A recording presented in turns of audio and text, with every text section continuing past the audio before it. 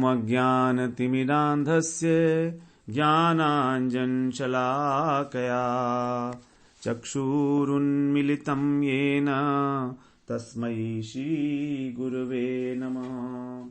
वन्देऽहं श्रीगुरो श्रीयुतपदकमलं श्रीगुरून् वैष्णवांश्च श्रीरूपं साग्रजातं सहगण रघुनाथान्वितं तं सजीवं साद्वैतं सावधूतं परिजनसहितं कृष्णचैतन्यदेवं श्रीराधा कृष्णपादान् सहगण ललिता श्रीविशाखान्वितांश्च तमादिदेवं करुणानिधानं तमालवर्णं सुहितावतारम् अपार संसार समुद्र सेतुं भजामहे भागवत स्वरूपम्। हे देव हे दैत हे भुवनैक बंधो हे कृष्ण हे चपल हे करुणैक सिंधो हे नाथ हे रमण हे नयनाभिराम हा हा कदानुभवितासि पदं दृशोर्मे। श्री कृष्ण चैतन्य प्रभो नित्यानंद श्री अद्वैत गदाधर शिवसदि गौर भक्त वृंद। हरे कृष्णा कृष्ण कृष्ण हरे हरे हरे राम राम राम हरे हरे। हरे कृष्णा। सर्वप्रथम मैं अपने गुरुपाद पद्म ओम विष्णुपाद अष्टोत्तर शत श्री श्रीमद् भक्ति वेदांत माधव गोस्वामी महाराज के चरण कमलों में अनंत कोटि दंडवत प्रणाम ज्ञापन करता हूं। हम लोग श्रीमद् भागवत पुराण में प्रथम स्कंध में 13वां अध्याय श्रवण कर रहे हैं, जिसमें विदुर जी समझा रहे हैं धृतराष्ट्र जी को कि किस प्रकार आप जो है इन शत्रुओं के घर में पड़े हो, क्योंकि पांडव तो शत्रु है ना उनके, और ये आपके सब शत्रु हैं इनके घर में, और आप इनकी बड़ी प्रशंसा कर रहे हो कि आपका बड़ा सम्मान करते हैं, बड़ा आदर करते हैं। लेकिन ऐसा नहीं है वास्तव में। वास्तविकता तो ये है कि आप इनके टुकड़े पर पल रहे हो। क्यों? क्योंकि आपको जीने की आशा है, जिजीविषनाम। तो मनुष्य की जीने की इच्छा इतनी प्रबल है कि जब उसका शरीर जीर्ण शीर्ण हो गया है, जब समय आ गया है भगवान के भजन करने का, तो भी वो अपने घर में ही पड़ा रहता है। और आप तो शत्रु के घर में पड़े हो। ये तो शत्रु हैं आपके। आपको याद नहीं है किस प्रकार आपने पुत्र वधू का आपने अपमान किया है, द्रौपदी का। किस प्रकार से आपने भीम को विष जो है देकर मारने की कोशिश की थी, और किस प्रकार लाक्षागृह में इनको अग्नि से जलवाने का प्रयत्न करा था। आपके बच्चों ने किया था ये, दुर्योधन इत्यादि ने। इनका खेत, इनका धन सब कुछ लूट लिया, और आपने कुछ भी नहीं किया था तब। और उन्हीं के भोजन से, उन्हीं के अन्न के टुकड़ों पर आप कुत्ते की तरह जीवन व्यतीत कर रहे हो। गृहपालवत, कितनी बड़ी गाली दी है, गृहपालवत, अपने बड़े भाई को। देखिए, हम अपने जीवन में तभी संभलते हैं जब हमारे को कोई झंझोड़ता है बहुत गहराई से। वरना तो हम ठीक है, हम सोचते ठीक है, जिंदगी ऐसी चल रही है, चलते रहने दो, क्या प्रॉब्लम है। This is a life of least resistance which we always try to live, and the life of least resistance will not yield any tangible benefits. यदि हम इस प्रकार से सुविधा युक्त जीवन ही जीते रहेंगे तो हमें इसका कोई कल्याण का रास्ता हमारे लिए नहीं खुलेगा इनसे। यदि हम संसार में ही आसक्त रहेंगे और उसी प्रकार से रूटीन जो हमारा चल रहा था, सुबह उठे, खाया पिया, बेड टी पिया, उसके बाद घूमने चले गए, उसके बाद न्यूज़पेपर पढ़ लिया, फिर थोड़ी गप्पे मार ली, बिजली के बिल वगैरह जमा करा दिए। अब तो खैर मोबाइल पे हो जाता है, और मोबाइल पे सारे दिन लगे रहे, पुराने दोस्तों से बातें करते रहे, चैटिंग करते रहे, थोड़ा बहुत बच्चों को डांट दिया, शोर कर रहे हैं, टेलीविजन के आगे बैठे रहे। अब ये सीरियल आएगा, फिर न्यूज आएगी। मैं जानता हूं एक व्यक्ति को जो वृंदावन में ही है, मुझे अभी मिले वो, और मुझसे कहते हैं कि he is 80 years old, and he is very dynamic, अभी भी अच्छी तरह से 77 के लगभग हैं, and he is very dynamic. तो उनके वो मोबाइल सुन रहे थे, तो जब मेरे को दिखाई दिए तो मैंने उनको विश किया हरे कृष्णा। तो बोलते हैं नहीं आप अभी डिस्टर्ब नहीं करो, आई एम वेरी बिजी। मैंने कहा क्या हुआ प्रभु जी? तो बोलते हैं अभी बहुत इंटरेस्टिंग न्यूज चल रही है, बहुत इंटरेस्टिंग न्यूज चल रही है। कान पे मोबाइल लगा हुआ है and is listening to the news, and what is this news all about? सोचिए ना कितनी बड़ी विडंबना है हमारे यहां, कि अभी भी हम वही न्यूज सुन रहे हैं जो इतने वर्षों से सुनते चले आए हैं, अभी भी उसी में इंटरेस्ट आ रहा है और रह रहे हैं वृंदावन में। बड़ा दुख हुआ मुझे ये जानकर कि वो न्यूज में अभी भी इतने इंटरेस्टेड हैं। फिर वृंदावन में क्यों आए हैं? अपने को धोखा देने के लिए। तो इस प्रकार से हम कभी जागते नहीं हैं। वो कह रहे हैं विदुर जी कि तुम अपने से या किसी के समझाने से कम जाग तो जाओ कि अब ये जीवन तुम्हारा जीर्ण शीर्ण हो गया है, इस शरीर से कोई उपलब्धि नहीं होनी, भोग भी नहीं भोग सकते, दांत गिर चुके हैं, कितना खाओगे, कितना रस लोगे, कितना इंद्रिय तर्पण करोगे, सारे भोग भोग लिए हैं अब आपने। तो इसीलिए इस शरीर को इस प्रकार से छोड़ो कि तुम्हारी मृत्यु सुधर जाए, सार्थक हो जाए। इस शरीर को सार्थक करने के लिए क्योंकि यदि तुमने लोगों को रुलाकर शरीर छोड़ा तो क्या छोड़ा? शरीर को ऐसे छोड़ो कि लोगों को पता ही न चले कि यह कब मर गया। अविज्ञात गतिर जहियात। तो विदुर जी कहते हैं कि तुम्हें मरने के बाद अपने संबंधियों की आवश्यकता नहीं है, यह बिल्कुल पक्की बात है। फिर काहे आसक्त हो रहे हो इनमें? सोचो, तुम्हारे शरीर का जो भंडारा है वो कहां पर होगा? या तो कुत्ते खाएंगे, या कौवे खाएंगे, या पानी में डूबेगा, या आग में जलेगा, या मिट्टी में मिल जाएगा। इनसे कोई फर्क नहीं पड़ने वाला, कोई फर्क नहीं पड़ने वाला। कम से कम जीवन के अंत काल में तो वैराग्य को धारण करो, भगवान के साथ मन को तो जोड़ो। इसके लिए आप तब धृतराष्ट्र जी की प्रज्ञा चक्षु खुलते हैं, उनको बोध हो जाता है हां विदुर कह तो ठीक रहा है। विदुर का बहुत आदर करते थे धृतराष्ट्र जी। वो तो उनका जो अवज्ञा अपमान किया गया था वो दुर्योधन के कहने के ऊपर कर दिया गया था, इसीलिए वो सब छोड़कर चले गए थे, राजपाट मंत्री थे वो। तो इस प्रकार जो है उन्होंने कहा कि तब तुम उत्तर दिशा की ओर चले जाओ। हम लोग ये श्रवण कराए हैं 28वें श्लोक तक, अब कह रहे हैं 29वें श्लोक में। पतिम प्रयांतम सुबलस्य पुत्री पतिव्रता चानुजगाम साध्वी। पतिम प्रयांतम सुबलस्य पुत्री पतिव्रता चानुजगाम साध्वी। हिमालयं न्यस्तदण्ड प्रहर्षं मनस्विनामिव सत्संप्रहारः।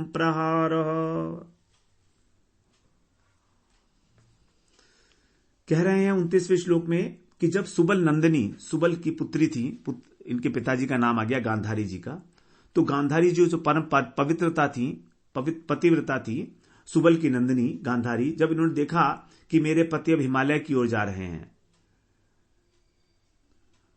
तो जिस प्रकार से वो जो हिमालय क्या है, हिमालय क्या करता है? जो न्यस्त दंड प्रहर्ष, जो दंड को धारण करके, दंड को धारण करने वाले लोग कौन होते हैं? सन्यासी। तो जो सन्यासियों को प्रकृष्ट रूप से हर्षित करने वाला है, ऐसा हिमालय। हिमालय के लिए कहा गया है कि हिमालय कैसा है, क्योंकि सभी लोग जो हैं हिमालय की ओर प्रस्थान करते हैं सन्यास के बाद, तो उसको प्रसन्नता मिलती है विशेष रूप से सन्यासी को। ऐसे जब उन्होंने प्रयांतम जाते हुए पति के पीछे पीछे वो अनुजगाम है, वो भी चलने लगी। पति जब हिमालय की यात्रा पर जाए तो जैसे सन्यासियों को सुख देता है, और जैसे वीर पुरुष को लड़ाई के मैदान में अपने शत्रु के द्वारा न्यायोचित प्रहार से हर्ष होता है। जब शत्रु प्रहार करता है न्यायुक्त लड़ाई के अंदर, तो वीर पुरुष जो है वो उससे जब वो प्रसन्न होता है, जो लड़ाई करते हैं जो लोग, वो उनका शत्रु जब न्यायपूर्वक उनके ऊपर प्रहार करता है तो उनको जो हर्ष होता है, उस प्रकार से हर्षित होते हुए अर्थात वो पति का अनुगमन कर रही हैं, कोई जबरदस्ती का सौदा नहीं है यहां। इस प्रकार नहीं कर रहे हैं कि अरे भाई ये तो समाज की प्रथा है, पति को साथ मुझे जाना ही पड़ेगा, ऐसा नहीं है। परम पतिव्रता है वो। तो जिस प्रकार से धृतराष्ट्र जी के प्रज्ञा चक्षु खुल गए हैं और वो हिमालय की ओर प्रस्थान करने लगे हैं, तो उनको ऐसा करते हुए देखकर उनकी जो परम पतिव्रता धर्मपत्नी थी गांधारी जी, वो भी उनका अनुगमन करने लगी। संप्रहार का मतलब है जो सम्यक रूप से प्रहार करता है, अर्थात अच्छी प्रकार से जम के शत्रु जो है, तो लेकिन वो कैसा होगा? सत प्रहार। सत्य का मतलब है न्यायोचित, न्याय के तरीके से, उस प्रकार से।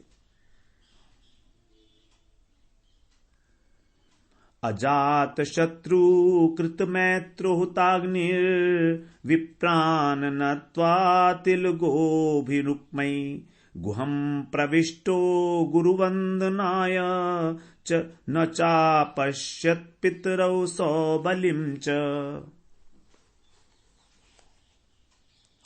30वें श्लोक में कह रहे हैं अब,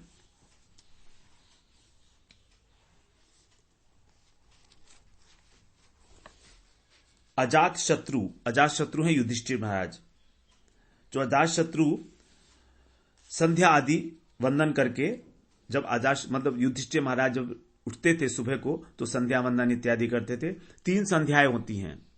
एक सुबह के समय ब्रह्म मुहूर्त से पहले और बाद में संध्या काल होता है, उसी तरह से दोपहर में और शाम के समय सूर्यास्त से पहले और बाद में।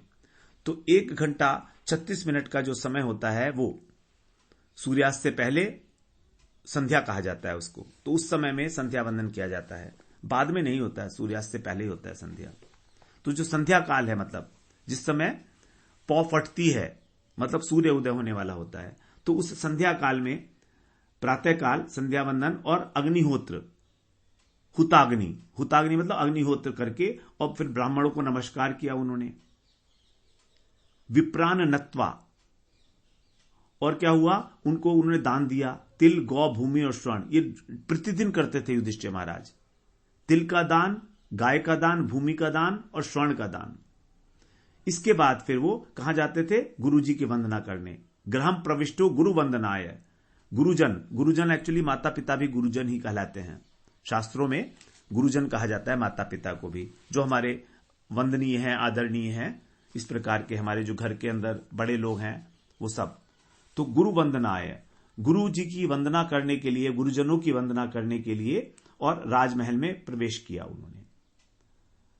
तब न चा पश्यत पितरऊ, तब उन्होंने वहां पर नहीं देखा। किसको? पितरऊ, जो उनके पितरों थे, मतलब जो उनके पितर थे, अर्थात धृतराष्ट्र और विदुर, दोनों को ही। और सौबलिम माने गांधारी को उन्होंने नहीं देखा, न अपश्यत। तो इस प्रकार युधिष्ठिर जी जब संध्या वंदन करके, गायों को नमस्कार, ब्राह्मणों को नमस्कार करके और उनको दान करके, तिल, गौ, पृथ्वी इत्यादि, स्वर्ण इत्यादि दान करके जब उनकी वंदना करने के लिए गए उनके भवन में, तो वहां पर उनको नहीं मिले। ना तो धृतराष्ट्र मिले, ना विदुर मिले और ना ही गांधारी जी मिली। 31वें श्लोक पे कह रहे हैं, तत्र संजयमासीनम प्रपच्छोद्विग्न मानसः गावल गणे क्वनस्तातो वृद्धो ही नश्च नेत्रयो। तब वहां पर उनको क्या मिले? संजय जी वहां पर उनको दिखाई दिए। तो संजय जी से पूछ रहे हैं, तत्र संजयम आसीनम, वहां पर संजय बैठे हुए थे। और कैसे बैठे हुए थे? उद्विग्न मानस, उनका जो मन था बड़ा उद्विग्न था, चित्त। उनसे पप्रच्छ, उनसे यह प्रश्न पूछा उन्होंने, गाल्व गणे क्व नतस्तातो वृद्धो हीनश्च नेत्रयो, कि हे संजय, वृद्ध जो मेरे पितर थे, जो मेरे ताऊ थे, और नेत्रों से जो हीन थे, अर्थात अंधे थे, नेत्रहीन थे, न तात, और हमारे ताऊ जी, क्वा माने कहां, और नहीं, हमारे ताऊजी धृतराष्ट्र के विषय में ही पूछा गया है कि वो हमारे जो ताऊजी हैं वो कहां चले गए हैं। मेरे वे वृद्ध और नेत्रहीन पिता धृतराष्ट्र कहां हैं। 32वें श्लोक में कह रहे हैं, अंबाच हत पुत्रार्ता पितृव्य क्व गतः सुहृत अपि मय्य कृत प्रज्ञे हत बंधु सभार्यया। संजय जो हैं वो सारथी थे, धृतराष्ट्र जी के सारथी थे संजय। तो वे वहां पर उनको जब मिले तो उनसे पूछा गया वो कौन है। गाल्वगण के पुत्र भी हैं, उनको कहा गया गाल्वगणी।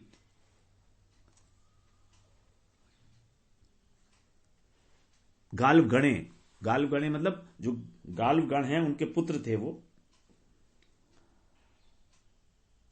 अब आगे कह रहे हैं तत्र नहीं, ये अंबा चहत पुत्र आर्ता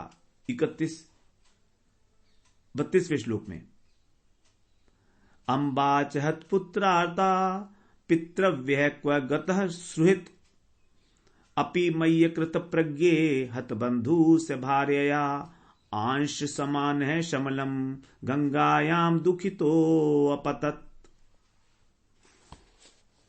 ये 3 इसके अंदर लाइनें हैं।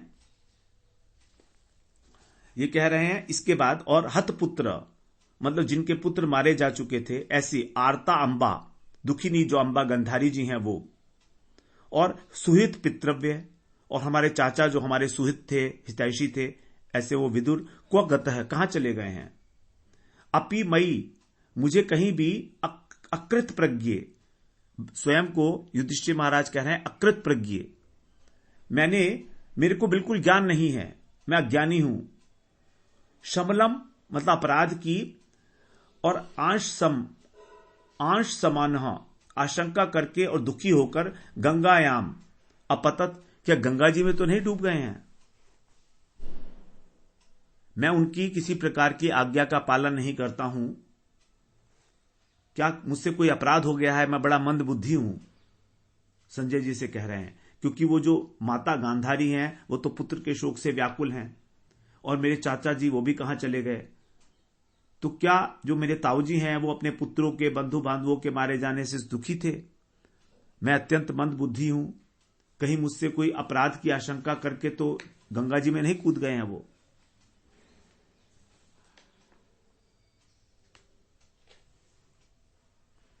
तो यहां पर कष्ट बता रहे हैं पुत्र का निधन, सबसे बड़ा कष्ट है पुत्र का निधन, सबसे बड़ा कष्ट कहा जाता है।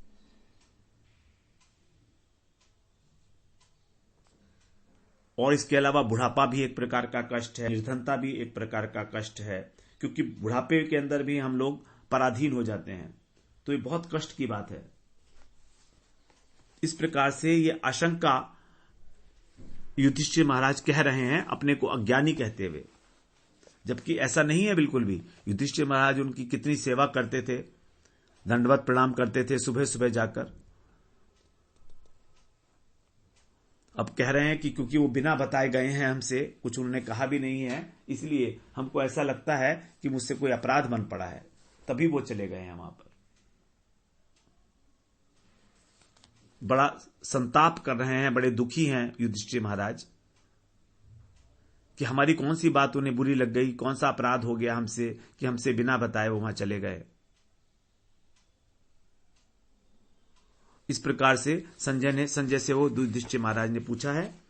अब 32वें श्लोक में कह रहे हैं, पितरयु परते पांडव, 32वां श्लोक है।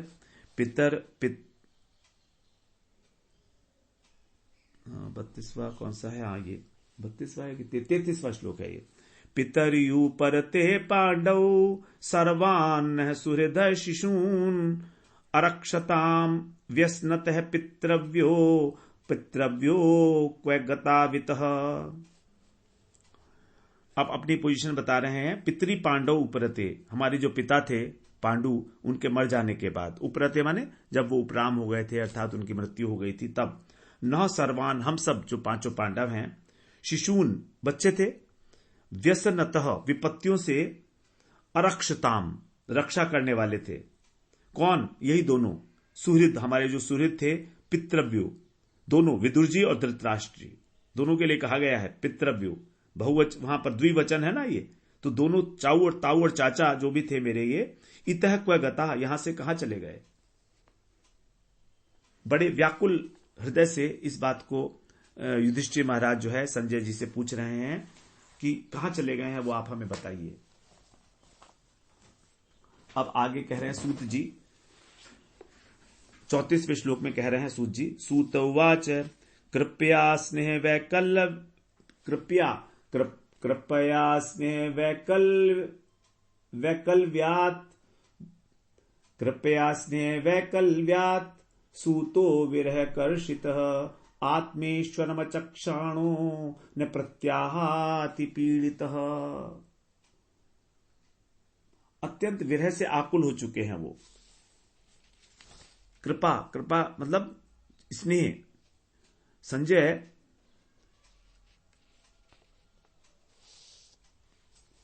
जो है उनको उत्तर नहीं दे पाए।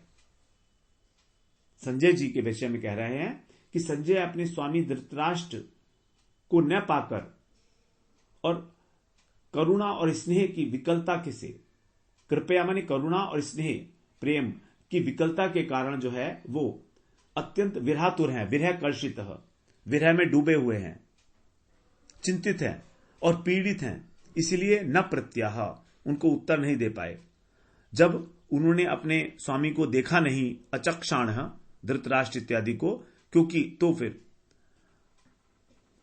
वो प्रेम को याद कर रहे हैं कि उनसे कितना प्रेम करते थे, कितना स्नेह करते थे धृतराष्ट्र जी, इस प्रकार उनके स्वामी थे, तो वो उत्तर नहीं दे पाए उनको। क्योंकि जब बहुत विरह होता है, बहुत दुख होता है, तो उत्तर देने में समर्थ नहीं हो पाता व्यक्ति। विमृज्या शूणि पाणिभ्याम विष्टभ्याम अनमात्मनः अजात शत्रुम प्रत्युचे प्रभो पादावनुस्मरन्। यहां पर कह रहे हैं कि अश्रुणी पाणिभ्याम, अपने आंसुओं को उन्होंने हाथों से पहुंचा, विमृज्य माने पहुंचना, और फिर आत्मना आत्मनम, अपने आप से ही अपने आप को संभाला, विष्टभ्य, और फिर स्वामी के प्रभो पादा अनुस्मरण, धृतराष्ट्र जी के चरणों का स्मरण किया, और अजात शत्रुम प्रत्युचे, युधिष्ठिर महाराज को इस प्रकार उत्तर दिया।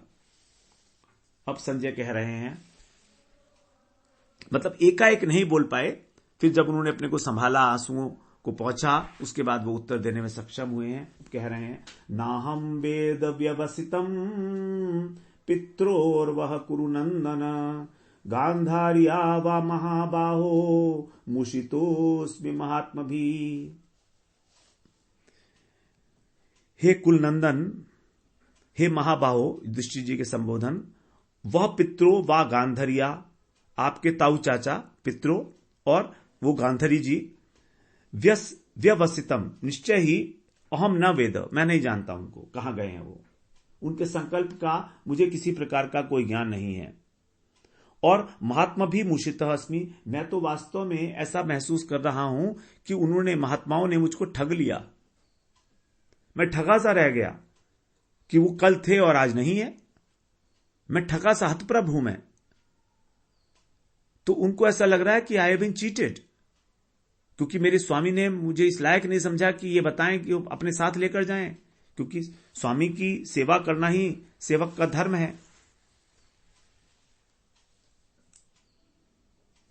तब 37वें श्लोक में कह रहे हैं, अथा जगाम भगवान नारदः सहतं तुम्बुरु प्रत्युत्थायाभिवाद्याः सानुजो अभ्यचरनिव। इस प्रकार से अथ जगाम, इस प्रकार से वो कह ही रहे थे, तभी वहां पर भगवान नारद और तुम्बुरु के साथ वहां पर आए। आजगाम मतलब आए वहां पर, और फिर जो है जब वो आए वहां पर, तो महाराज युधिष्ठिर ने उनको प्रणाम किया। उनके स्वागत में उत्थाय अभिवाद्य, अपने भाइयों के सहित सानुजो, और उनका सम्मान करते हुए बोले, प्रत्युत्थाय करके, क्योंकि जब भी कोई श्रेष्ठ व्यक्ति आता है तो उठ के उसका सम्मान करना हमारा कर्तव्य बनता है। तो युधिष्ठिर महाराज ये नहीं कि अकेले ही ये काम करते थे, उनके सारे भाई इतने अनुयायी थे युधिष्ठिर महाराज की कि सब लोग उठ के और उन्होंने नारद जी का स्वागत किया है। और फिर प्रत्युत्थान, प्रत्युत्थान का मतलब होता है सत्कार करना, स्वागत करना, उनको आसन प्रोवाइड करना, उनको जल वगैरह देना, इस प्रकार से। युधिष्ठिरुवाच नाहं वेद गतिम पित्रोर भगवन् क्व गतावितः अम्बावाहत पुत्रार्ता क्व गता च तपस्विनी। कह रहे हैं, हे भगवान, मैं नहीं जानता अपने ताऊ और चाचा की गति कि कहां चले गए हैं, वो मुझे नहीं समझ में आ रहा है, और यहां से कहां गए हैं, इतः यहां से कहां गए हैं, उनकी अवस्था क्या है ये भी नहीं जानता, और यहां से कहां गए हैं ये भी नहीं जानता। और इसके अतिरिक्त जो अपने पुत्रों, जो जिसके पुत्र मारे गए, हत पुत्र आर्ता, तो पुत्रों के मारे जाने से जो दुखी गांधारी हैं तपस्विनी, वे कहां चली गई वो भी मैं नहीं जानता हूं। कर्णधार इवा पारे भगवान पारदर्शक अथाव भाष्य भगवान नारदो मुनि सत्तमा। इसलिए हे भगवान, आप कौन हैं? अपारे, इस अपार संसार सागर में कर्णधार के समान आप क्या हैं? पारदर्शक हैं, मतलब हमको पार कराने वाले हैं। हमें मालूम नहीं है कि वो कहां गए हैं, तो आप ही इस जो हमको डूब रहे हैं इसमें समुद्र में आप हमको इससे पार कराने वाले हैं, पारदर्शक, क्योंकि आप देख सकते हैं सब कुछ। तब जो है भगवान ने, जो नारद जी हैं भगवान के परम भक्त हैं, अथ आवभाषे माने बोले नारद जी, जो कौन है? सत्तम, भगवान मुनि सत्तम। विशेषण देखिए, भगवान उनके लिए है, मुनि भी हैं और सत्तम है, अर्थात भक्त मुनि है। सत्तम शब्द वहीं पर प्रयोग किया जाता है जहां भक्त होती है। तो मुनि तो क्योंकि ज्ञानी भी होते हैं और भक्त भी होते हैं, लेकिन सत्तम शब्द का प्रयोग अर्थात जो सबसे श्रेष्ठ मुनि है वो भक्ति ही हुआ करते हैं, इसलिए सप्तम शब्द जो है भक्तों के लिए होता है, जिन्होंने सत वस्तु का आश्रय लिया है, और सत वस्तु है भगवान। 40वें श्लोक में कह रहे हैं, मां कंचन शुचो राजन यदीश्वर वंशम जगत लोका सपाला यस्ये में वहंती बलिमीशतु संयुनक्ति भूतानि स एव व्युनक्ति च। हे राजन, कंचन शुचः मां का अर्थ होता है मत करो, शोक मत करो। कंचन माने किसी के लिए भी, तीनों में से किसी के लिए तुम शोक मत करो, क्योंकि वाई नॉट डू इट, क्योंकि यत जगत ईश्वर वशम, सारा जगत तो भगवान के वश में है, भगवान के अधीन है, जो वो चाहते हैं वो होता है। और सारे के सारे लोग जितने भी हैं वो सभी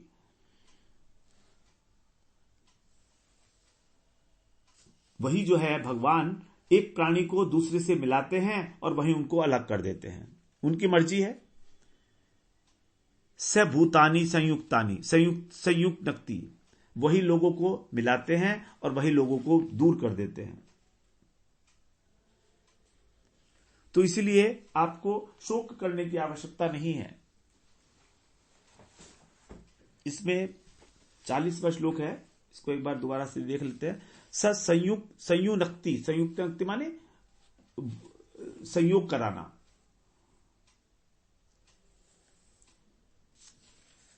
और सारे लोकपाल जो हैं, लोक और सपाला यानी लोक और लोकपाल जितने भी हैं वो सब भगवान की आज्ञा का पालन करते हैं। भगवान की आज्ञा का ही सब लोकपाल पालन करते हैं। बड़े बड़े लोकपाल, इंद्र वरुण सूर्य इत्यादि भी, जो उनकी आज्ञा होगी वही सब कुछ किया होगा उन्होंने भी। विवश होकर, वहंती माने जो भी, बलिम इशितु, सब उन्हीं के वश में हैं, सब उन्हीं की आज्ञा का पालन कर रहे हैं, उनके वश में होकर। कैसे पालन कर रहे हैं? एग्जाम्पल दे रहे हैं आगे 41वें श्लोक में। यथा गावो नसी प्रोतास तंत्याम बद्धा स्वदाम भी वाक्तन वाक्तंत्याम नामभिर्बद्धा वहंती बलिमीशितु। यथा माने जैसे, गाव माने बैल, जैसे बैल एक तंतु रस्सी, दाम का मतलब होता है रस्सी, तो रस्सी से जैसे बंधा होता है, वो बड़ी रस्सी से बंधा होता है और छोटी रस्सी से उसको नाथा जाता है, तो इस प्रकार से वो अपने स्वामी का भार ढोता है। तंत्याम, तंत्या होता है बड़ी रस्सी, और बद्धा माने बद्ध होना, उससे बंधना। और छोटी रस्सी से उसको नाथा गया होता है। तो उसी प्रकार से ये जितने भी मनुष्य हैं वो सभी वाक नाम अभी वेदवाणी रूप की जो रस्सी है वेदवाणी, उसके द्वारा बंधे हुए हैं। ईश्वर की आज्ञा का ही वो अनुसरण कर रहे हैं। ये कैसी है वेदवाणी? वर्णाश्रम धर्म का पालन कर रहे हैं, अर्थात वो भी किसी ना किसी प्रकार से वर्णाश्रम धर्म का ही पालन कर रहे हैं, जो आपके ताऊ और चाचा हैं। इसीलिए आपको चिंता करने की आवश्यकता नहीं है। सभी लोग किसी ना किसी प्रकार से भगवान के अधीन हैं। तो जैसे बैल जो है अपने स्वामी का भार ढोता है, उसी प्रकार मनुष्य जो है वो वर्णाश्रम धर्म अनेक प्रकार का जो वेदों की रस्सियां हैं उसमें बंध के और भगवान की आज्ञा का अनुसरण करते हैं। 42वें श्लोक में कह रहे हैं, यथा क्रीडोपस्कराणाम संयोग विगमाविह इच्छया क्रीडतु स्याताम तथैवेशेच्छया निराम। यथा माने जैसे, यह माने संसार में, क्रीड़ा उपस्कराणाम खेलने का जो खिलौना होता है उन लोगों का, खिलौनों का संयोग और वियोग, संयोग होता है और कभी विगमः वियोग हो जाता है। वो कैसे होता है? जैसे जो भी प्लेयर वो चाह रहा है उसकी इच्छा के अनुसार। क्रीडुतु का माने खेलने वाला, जो खिलाड़ी है उसकी इच्छा के अनुसार है, होता है। स्याता माने होता है। वैसे ही निर्णाम ईश इच्छया, मनुष्यों का जो भी मिलना और बिछुड़ना है वो ईश्वर के अधीन है, ईश्वर की इच्छा से होता है। इसलिए आपको इस विषय में बहुत अधिक शोक करने की आवश्यकता नहीं है कि भगवान ने ही ऐसा चाहा है तभी मिलना और बिछुड़ना हुआ है। जैसे कि कहा जाता है कि नदी के अंदर यदि लकड़ी के 2 लॉक्स जो हैं वो तैर रहे हैं, तो तैरते तैरते कभी वो पास हो जाते हैं, कभी वो दूर चले जाते हैं। इस संसार में हमारा सब लोगों से मिलना और बिछुड़ना इसी प्रकार का है। कभी हम मिलते हैं और कभी दूर हो जाते हैं, और कभी मिलके दोबारा भी मिल जाते हैं और कभी मिलके दोबारा फिर कभी भी नहीं मिलते हैं। तो वो तो डिपेंड करता है प्रवाह किस प्रकार का है। उसी प्रकार से जो भगवान की इच्छा है वही है प्रवाह। उनकी इच्छा से ही हम अपने संबंधियों से, अपने मित्रों से, अपने परिवारजनों से मिलते हैं और फिर बिछुड़ जाते हैं। कभी कभी हमेशा के लिए बिछुड़ जाते हैं, अन्यथा फिर बिछुड़ के फिर मिलते हैं। तो ये सब भगवान का विधान है, ईश्वर की इच्छा है इसमें। ईश इच्छया तथैव ईश इच्छया। 43rd श्लोक में कह रहे हैं, यन्मन्यसे ध्रुवं लोकम अध्रुवं वानचो भयम सर्वथा नहीं शोच्यास्ते स्नेहादन्यत्र मोहजात। जो हम लोगों को नित्य मानते हैं, ध्रुवम माने स्थिर, कि ये लोग हमेशा रहेंगे, तो हम जीव को नित्य मानते हैं और शरीर को अध्रुवम अनित्य मानते हैं। दोनों को, ये दोनों ही नहीं है। यत लोकम ध्रुवम मन्य से हम लोगों को नित्य मानते हों अथवा अनित्य मानते हों, उभयम, ये दोनों ही बातें नहीं है। क्योंकि मोहजात स्नेहात, अज्ञान के कारण और मोह के प्रेम के कारण, ते सर्वथा शोच्या न, वो शोचनीय नहीं है, अर्थात उनके विषय में शोच नहीं करना चाहिए। कहते हैं कि तुम इस संसार को, लोक का मतलब संसार, तुम इस संसार को चाहे नित्य मानो चाहे अनित्य मानो, अथवा इन दोनों से परे मान लो, किसी भी अवस्था में उन लोगों के लिए तुम्हें शोक करना उचित नहीं है, क्योंकि तुम्हारे शोक का कारण वास्तव में अज्ञान से उत्पन्न स्नेह है। तो हमारा जो संयोग वियोग है वो केवल कठपुतलियों के संयोग वियोग के समान है, कठपुतलियों के संयोग वियोग के भी समान।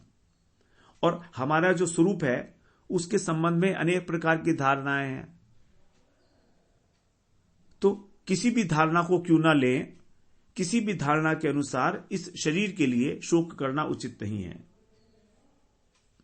कुछ लोग कहते हैं कि जीवात्मा नित्य है, कुछ कहते हैं अनित्य है। तो कह रहे हैं कोई बात नहीं, जो भी मानते हो आप, क्योंकि यदि तुम, भगवान ने गीता में यह बात कही है, अशोचान अनवशोचस्वम प्रज्ञावादांश भाष्य, कि जो शोच करने वाले नहीं है उनके लिए तुम शोक कर रहे हो। क्योंकि यदि तुम शरीर को और नित्य मानते हो, तो इस शरीर को नहीं, प्राणी को यदि तुम नित्य मानते हो तो वो तो आगे भी आएगा। फिर जन्म मर गया है अभी तो फिर जन्म लेगा, मर गया है अभी तो आगे जन्म लेगा, क्योंकि वो नित्य है। तो इसलिए इसके लिए चिंता क्या करनी, जन्म तो लेगा वो आगे भी। तो इसलिए आप किसी भी प्रकार से शोक मत करिएगा। तो यहां पर जो है शोक के लिए बताया, आज्ञा दी, जैसे कि गीता में कहा था, बिल्कुल वही बात है। 44वें श्लोक में कह रहे हैं, तस्मात् जह्यंग वैक्लव्यम अज्ञान कृतमात्मनः कथम त्वनातः कृपणा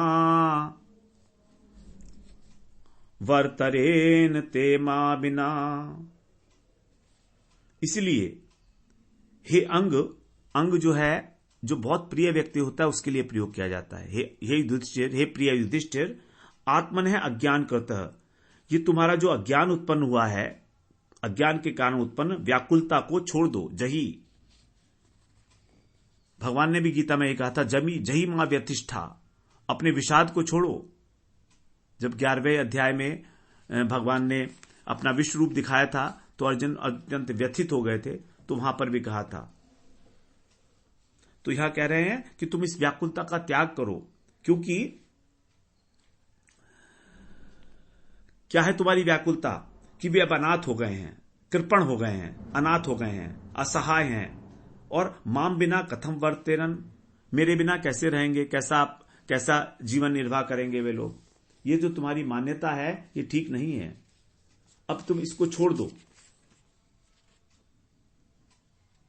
तुम जो उनके लिए कह रहे हो कि वो दोनों वृद्ध थे और अंधे थे, तो उनका क्या होगा हमारे बिना। तुम अपने को सोच रहे हो कि तुम उनका पालन पोषण करते थे, ऐसा नहीं है। ये सब कुछ भगवान की इच्छा से होता है। इस संसार के अंदर कभी हम मिलते हैं, कभी हम बिछुड़ जाते हैं, ये दोनों बातें साथ साथ घटित होती रहती हैं। तो हम लोग आज फिर यहीं पर ही विश्राम करेंगे 44वें श्लोक में, फिर आगे 45वें श्लोक से हम लोग आगे श्रवण करेंगे। वांछा कल्पतरुभ्यश्च कृपा सिंधुभ्यैव च पतितानां पावनेभ्यो वैष्णवेभ्यो नमो नमः।